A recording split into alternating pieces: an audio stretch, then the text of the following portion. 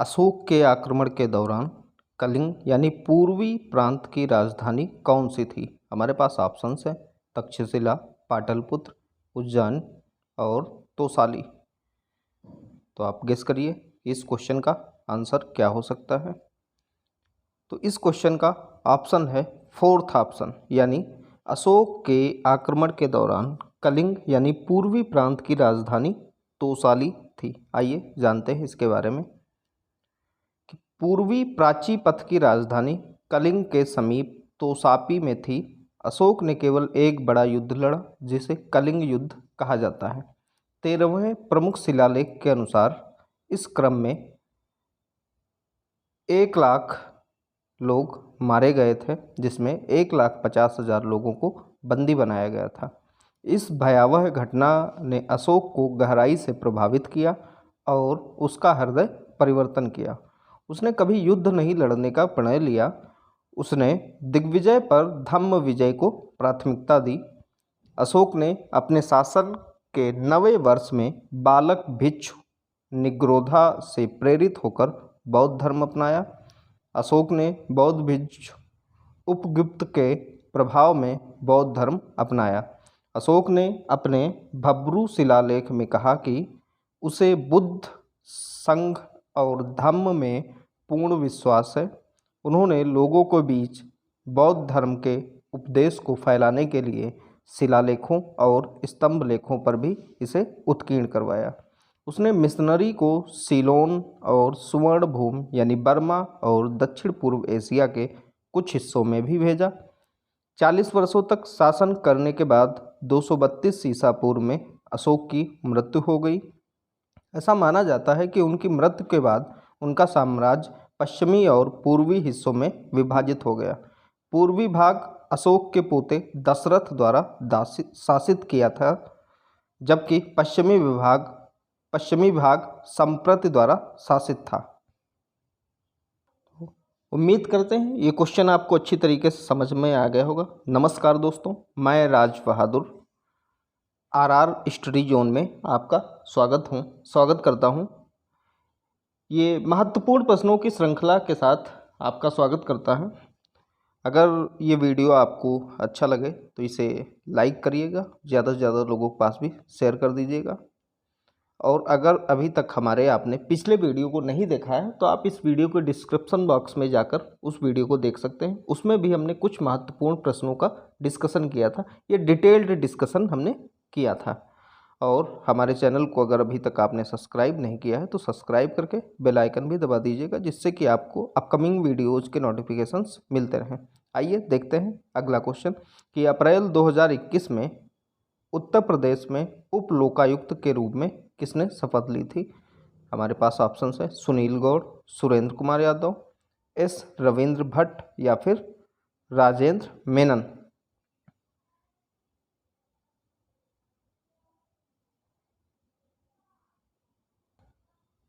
तो उम्मीद करते हैं आपने इस क्वेश्चन का आंसर पता कर लिया होगा।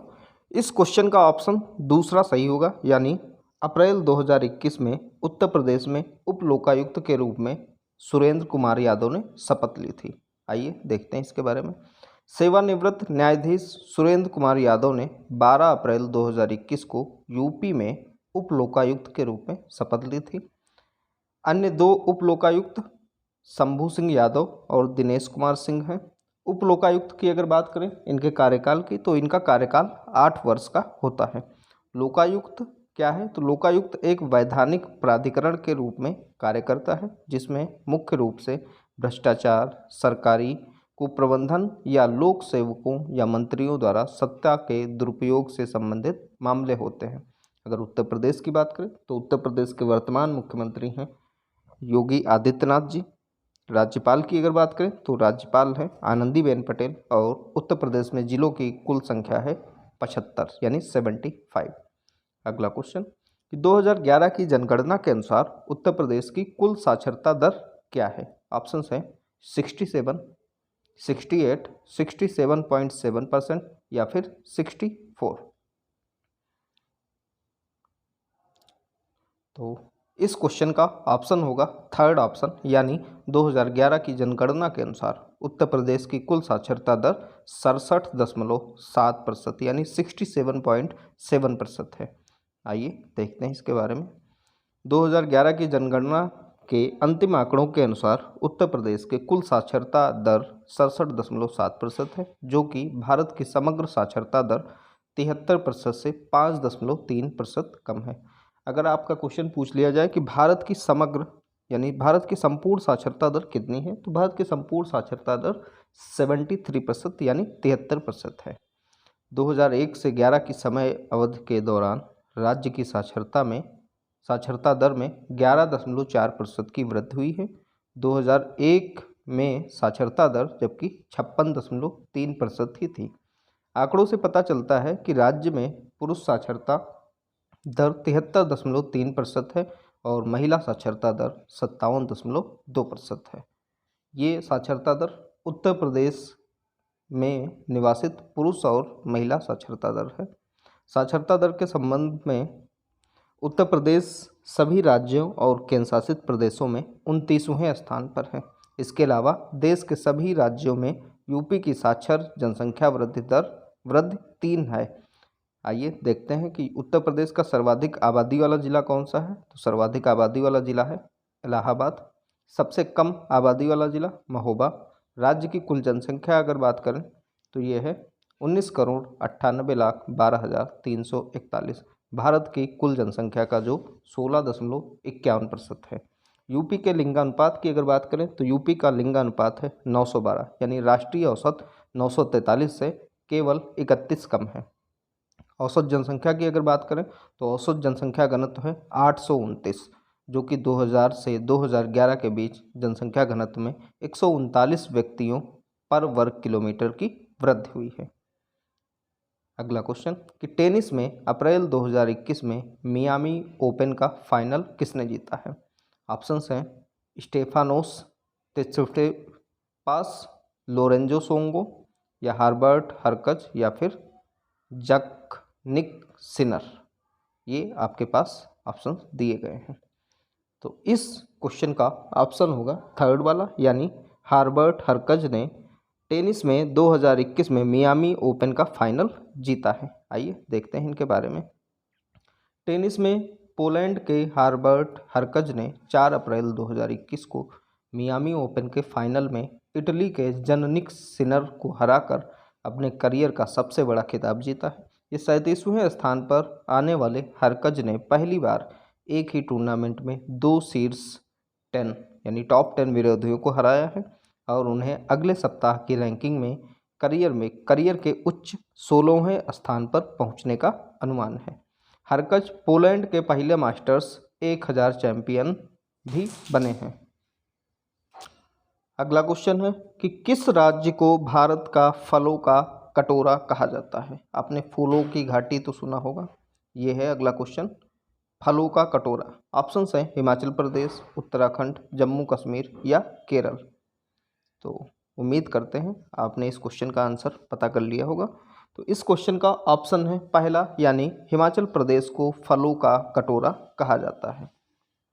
हिमाचल प्रदेश को भारत का फलों का कटोरा कहा जाता है। हिमाचल प्रदेश की स्थापना 25 जनवरी 1971 को हुई थी, जिसकी राजधानी शिमला निश्चित की गई थी और इसके वर्तमान मुख्यमंत्री जयराम ठाकुर हैं, जबकि अभी ये इसमें दिया गया है राज्यपाल बंडारू दत्तात्रेय हैं, लेकिन ये शायद बदल गए हैं। राज्य भर में पाए जाने वाले कई हिंदू मंदिरों और तीर्थ स्थानों के कारण उत्तराखंड को अक्सर देवभूमि या देवताओं की भूमि के रूप में जाना जाता है। जम्मू और कश्मीर अपने प्राकृतिक वैभव, बर्फ से ढके पहाड़ों, भरपूर वन्य जीवन, उत्तम स्मारकों, मेहमानवाज लोगों और स्थानीय हस्तशिल्प के कारण धरती पर स्वर्ग के रूप में लोकप्रिय है। केरल की अगर बात करें तो केरल दक्षिण पश्चिम भारत का एक राज्य है जो अपने हरे भरे सुंदर प्राकृतिक दृश्यों और बैक वाटर्स, साफ सुथरे समुद्र तटों, नदियों और नहरों के लिए प्रसिद्ध है और इसे ईश्वर का अपना देश के नाम से भी जाना जाता है। अगला क्वेश्चन है कि ऐसी नदी जो केंद्रीय शिखर से निकलती है और सभी दिशाओं में बहती है उसे किस जल निकासी प्रणाली के तहत कहा जाता है? ऑप्शंस हैं द्रुमाकृतिक, रेडियल या केंद्रगामी या फिर जालीदार। तो इस क्वेश्चन का ऑप्शन है द्रुमाकृतिक, यानी ऑप्शन फर्स्ट, कि ऐसी नदी जो केंद्रीय शिखर से निकलती है और सभी दिशाओं में बहती है उसे द्रुमाकृतिक जल निकासी प्रणाली कहा जाता है। आइए देखते हैं इसके अन्य ऑप्शंस के बारे में। नदियों के जल निकासी प्रणाली के विभिन्न प्रकार हैं। द्रुमाकृतिक जल निकासी प्रणाली ये पेड़ की शाखाओं जैसा दिखने वाली जल निकास प्रणाली है। उदाहरण के तौर पर देखें तो उत्तरी मैदान की नदियां हैं। नेक्स्ट है रेडियल जल निकासी प्रणाली, एक ऐसी नदी जो पहाड़ी के शिखर से निकलती है और सभी दिशाओं में बहती है। उदाहरण के तौर पर देखें तो अमरकंटक में उत्पन्न होने वाली नदियाँ। अगला है जालीदार जल निकासी प्रणाली, ये नदी की प्राकृतिक सहायक नदियाँ लगभग समकोण पर नदी में मिलती हैं। उदाहरण के तौर पर ऊपरी नागपुर क्षेत्र में छोटा नागपुर और उच्च हिमालयी क्षेत्र में नदियों में उत्पन्न होने वाली नदियाँ हैं। अगला है केंद्रगामी जल निकासी प्रणाली, ये वो नदियाँ हैं जो सभी दिशाओं में झील या अवनमन में अपने पानी का निर्वहन करती हैं। उदाहरण के तौर पर लोकटक झील है। अगला क्वेश्चन है कि उत्तर प्रदेश के किस शहर को ग्रास ऑन द ईस्ट के नाम से जाना जाता है? आपके पास ऑप्शंस हैं गोरखपुर, मुरादाबाद, बनारस या कन्नौज। तो इस क्वेश्चन का ऑप्शन सही होगा फोर्थ ऑप्शन, यानी कन्नौज। उत्तर प्रदेश के कन्नौज शहर को ग्रास ऑन द ईस्ट के नाम से जाना जाता है। आइए देखते हैं इसके बारे में। Grass of the east Kannauj शहर को दिया गया उपनाम है। कन्नौज को ऋषभ दीक्षित का राज्य और भारत की इत्र राजधानी के रूप में भी जाना जाता है। इसमें 200 से अधिक इत्र उद्योग हैं और यह अपने पारंपरिक कन्नौज इत्र, तंबाकू आदि के लिए विश्व प्रसिद्ध है। उत्तर प्रदेश की अगर बात करें तो उत्तर प्रदेश में तापीय विद्युत संयंत्र, NTPC Dadri, Rihand thermal power station, Singrauli super thermal power station, Firoz Gandhi Unchahar thermal power station है। जबकि उत्तर प्रदेश में प्रसिद्ध स्मारक या ऐतिहासिक स्थान ताजमहल, बुलंद दरवाज़ा, पंचमहल, बनारस घाट, आगरा का किला इत्यादि हैं। अगर बात करें स्टेडियम की तो उत्तर प्रदेश में 2 स्टेडियम हैं।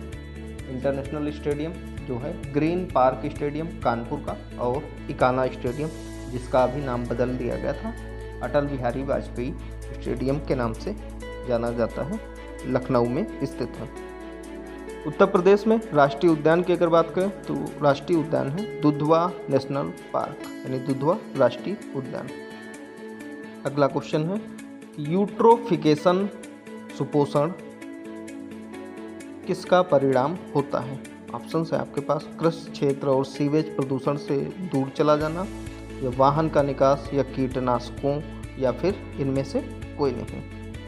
तो इस क्वेश्चन का ऑप्शन सही होगा पहला ऑप्शन, यानी यूट्रोफिकेशन सुपोषण जो है ये कृषि क्षेत्र और सीवेज प्रदूषण से दूर चला जाने का परिणाम होता है। आइए देखते हैं इसके बारे में। यूट्रोफिकेशन सुपोषण का तात्पर्य कृत्रिम या गैर कृत्रिम पदार्थों जैसे कि नाइट्रेट और फास्फेट को उर्वरकों या सीवेज के माध्यम से एक मीठे पानी की व्यवस्था के लिए इसको शामिल करना है। यह मानव जनित या प्राकृतिक हो सकता है।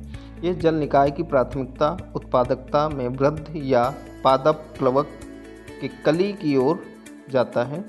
अतिवृष्टि से मछली और अन्य जानवरों की आबादी में गंभीर कमी के कारण पानी में ऑक्सीजन की कमी हो जाती है। उर्वरक, घरेलू और औद्योगिक कचरे, शहरी जल निकासी, डिटर्जेंट और जानवरों से उच्च पोषक तत्व अवसादों के जल धाराओं में प्रवेश करने पर यूट्रोफिकेशन तेजी से बढ़ता है। जब मानव गतिविधियों द्वारा यूट्रोफिकेशन की प्रक्रिया को बढ़ाया जाता है तो इसे सांस्कृतिक यूट्रोफिकेशन या सुपोषण कहा जाता है। इसके प्रभाव के बारे में अगर बात करें तो ये वे नदियों और मुहानों के स्वास्थ्य पर एक बड़ा प्रभाव डाल सकते हैं, जैसे शैवाल और जलीय पौधों का उत्पादन, मछली की प्रजातियों की कमी, पानी की गुणवत्ता की सामान्य गिरावट आदि में प्रभावित कर सकती हैं। अगला क्वेश्चन है कि गिरी institute of development studies Uttar Pradesh के किस शहर में स्थित है? आपके पास ऑप्शंस दिए गए हैं, लखनऊ, मेरठ, नोएडा या फिर इनमें से कोई नहीं। तो इस क्वेश्चन का ऑप्शन सही होगा पहला ऑप्शन, यानी गिरी institute of development studies Uttar Pradesh के लखनऊ शहर में स्थित है, जो कि उत्तर प्रदेश की राजधानी भी है। Giri institute of development studies Lucknow में स्थित है। ये भारत में विकास पाठ्यक्रमों पर उन्नत अनुसंधान और प्रशिक्षण फोकस के लिए एक प्रमुख केंद्र है। इसकी स्थापना 1973 में हुई थी और यह पूर्व राष्ट्रपति श्री वीवी गिरी के नाम पर रखा गया था। ये भारतीय सामाजिक विज्ञान अनुसंधान परिषद और उत्तर प्रदेश सरकार के तत्वावधान में कार्य करता है। अगला क्वेश्चन है कि मई 2021 में ईरान द्वारा अनावरण किए गए सुपर कंप्यूटर का क्या नाम है? ऑप्शंस हैं बैंटम, सिमोर्ग, कोबाल्ट या फिर कोर्टलैंड। तो इस क्वेश्चन का ऑप्शन होगा सेकंड, यानी सिमोर्ग। मई 2021 में ईरान द्वारा अनावरण किए गए सुपर कंप्यूटर का नाम सिमोर्ग है। ये देखते हैं, ईरान ने एक सुपर कंप्यूटर का अनावरण किया है जो अब तक का सबसे मजबूत, और इसे तेहरान के अमीर कबीर प्रौद्योगिकी विश्वविद्यालय यानी AUT द्वारा घरेलू रूप से विकसित किया गया है।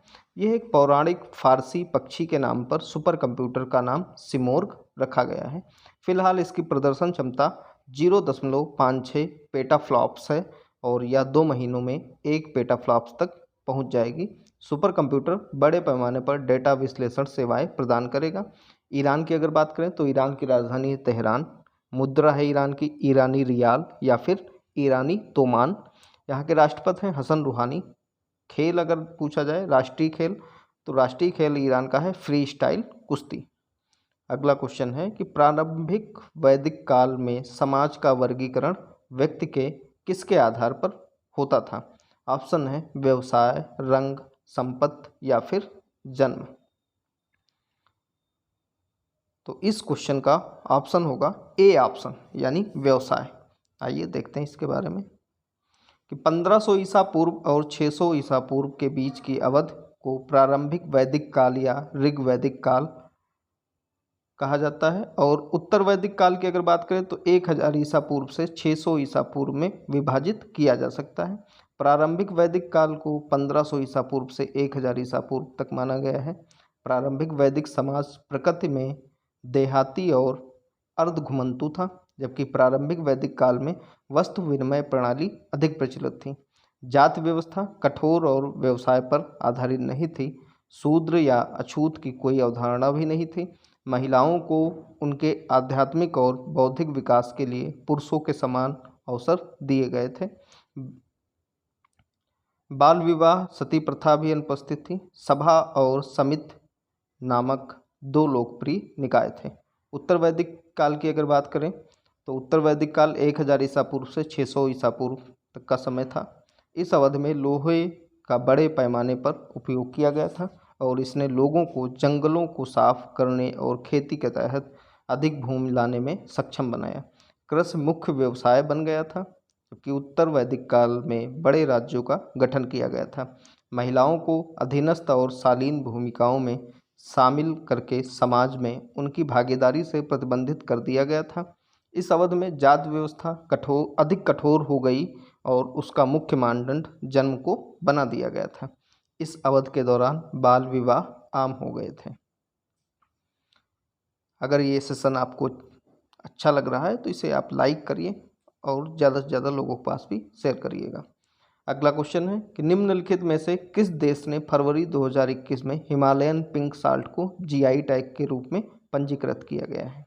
ऑप्शन है भारत, पाकिस्तान, नेपाल या फिर भूटान। तो इस क्वेश्चन का ऑप्शन है सेकंड ऑप्शन, यानी पाकिस्तान। पाकिस्तान ने फरवरी 2021 में हिमालयन पिंक साल्ट को GI टैग के रूप में पंजीकृत किया गया है। आइए देखते हैं इसके बारे में। पाकिस्तान ने हिमालयी गुलाबी नमक को भौगोलिक संकेतक यानी GI टैग के रूप में पंजीकृत करने का निर्णय लिया है। जीआई टैग उन उत्पादों पर इस्तेमाल किए जाने वाला एक संकेतक है जिसकी एक विशिष्ट भौगोलिक उत्पत्ति होती है और इस क्षेत्र में मूल आधारित गुण और प्रतिष्ठा भी होती है। इस कीमती नमक को पंजाब में साल्ट रेंज से निकाला जाता है जो कि फतोहर पठार के दक्षिण और झेलम नदी के उत्तर में फैला हुआ है। वाणिज्य सलाहकार रजाक दाऊद की अध्यक्षता में बौद्धिक संपदा संगठन यानी आईपीओ पाकिस्तान के साथ बैठक में यह निर्णय लिया गया। इस कदम का उद्देश्य अन्य देशों द्वारा पाकिस्तान के जीआई के अनधिकृत उपयोग पर अंकुश लगाना है। गुलाबी हिमालयन नमक को उन खनिजों से भरपूर कहा जाता है जो स्वास्थ्य के लिए फायदेमंद होते हैं। पाकिस्तान बासमती चावल को अपने उत्पाद के रूप में पंजीकृत करने के भारत के कदम के खिलाफ 27 सदस्यीय यूरोपीय संघ में केस लड़ रहा है। वाणिज्य सलाहकार ने प्रगति पर संतोष व्यक्त किया और विभिन्न उत्पादों के लिए जीआई पंजीकरण के महत्व को दोहराया है। जीआई उत्पादों का पंजीकरण पाकिस्तान में राष्ट्रीय और अंतर्राष्ट्रीय व्यापार को बढ़ावा देने और बढ़ाने के लिए एक संभावित आर्थिक उपकरण के रूप में कार्य करेगा। शीघ्र पंजीकरण पाकिस्तान के जीआई की रक्षा करेगा और इन उत्पादों के उल्लंघन की संभावना को मिटा देगा। जनवरी में पाकिस्तान ने अपने बासमती के लिए जीआई टैग प्राप्त किया जो चावल के विशेष किस्म के लिए एक स्थानीय रजिस्ट्री बनाने और अंतर्राष्ट्रीय बाजार में मुकदमा बनाने का मार्ग प्रशस्त करता है। जैसा कि यह देश बासमती चावल को अपने उत्पाद के रूप में पंजीकृत करने के भारत के कदम के खिलाफ यूरोपीय संघ में एक मुकदमा भी लड़ रहा है। आइए देखते हैं जीआई टैग के बारे में। तो जीआई टैग के विषय में एक भौगोलिक संकेत या जीआई उन उत्पादों पर उपयोग किया जाने वाला एक संकेतक है जिसमें एक विशिष्ट भौगोलिक उत्पत्ति होती है और उसमें गुण या प्रतिष्ठा होती है जो उसके उत्पत्ति के कारण होती है। भारत में भौगोलिक संकेतक पंजीकरण को 1999 के भौगोलिक संकेतक पंजीकरण और संरक्षण अधिनियम द्वारा प्रशासित किया जाता है। भौगोलिक संकेतक आमतौर पर कृषि उत्पादों, खाद्य पदार्थों, शराब और स्प्रिट पेय, हस्तशिल्प और औद्योगिक उत्पादों के लिए उपयोग किए जाते हैं। भारत में हाल के जीआई टैग फरवरी 2021 के अनुसार तिरूर पान का पत्ता जो कि केरल का है, खोला मिर्च गोवा, अरुणाचल प्रदेश के इडुमिश्मी टेक्सटाइल्स को, तमिलनाडु के डिंडीगुल ताले को, तमिलनाडु के कांडांगी साड़ी को और तमिलनाडु की श्रीविल्लपुत्तूर पलकोवा को जीआई टैग दिया गया है और असम के काजी नेम को भी जीआई टैग दिया गया है। अगला क्वेश्चन है कि अक्सर समाचारों में उल्लिखित या प्रदर्शित तियाइवेन वन निम्नलिखित में से किस देश की एक पहल है? जापान, रूस, चीन या दक्षिण कोरिया? तो इस क्वेश्चन का ऑप्शन है तीसरा वाला सही यानी चीन। ये तियाइवेन वन जो है ये चीन देश की एक पहल है। आइए देखते हैं इसके बारे में। 2 और रोवर्स नासा द्वारा उद्यमित चीन के तियाइवेन वन को क्रमशः 18 फरवरी और मई 21 को मंगल पर उतरने के लिए निर्धारित किया गया है। नासा द्वारा उद्यमित रोवर एक अभियांत्रिक दृष्टिकोण से सबसे परिष्कृत मिशन नासा उद्यमित रोवर मंगल ग्रह के मार्ग पर है और गुरुवार को जेजरो क्रेटर में उतरने के लिए तैयार है जिस पर अतीत में जल की उपस्थिति थी। नासा उद्यमित मार्स रोवर का यह चौथा संस्करण है। इसका लक्ष्य जेजरो क्रेटर में सूखे पड़े झील के तल में जैविक चिन्हों को देखना है।